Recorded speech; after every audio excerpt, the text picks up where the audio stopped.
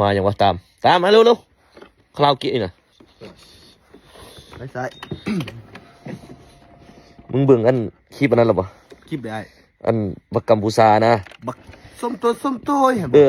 เว้ยมึงอย่าให้กูเห็นเนอะกูบอกเลยกูจะอัดมันครับตีมันครับเลยมึงเที่ยวคาราโอเกะเป็นตะสั่งขนาดบักฮานี่มึงเคยเห็นมันเหรอเคยเห็นได้มันร้องเพลงส้มตัวจักเพียง5ไปสั่งมันไป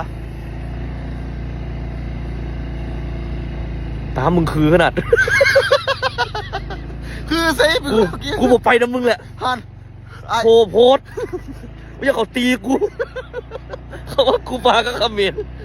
ไม่คืออย่าพี่น้องไปไม่เมื่อกูไปส่งมึงกูไปโอ้ยกูได้เที่ยวซ้ำโอ้ยเที่ยวอย่างไรมึงเบิ่งหน้ามึงเนี่ยคือว่างเดี๋ยวไปส้มไปกูไปผู้เดียวก็ได้โพส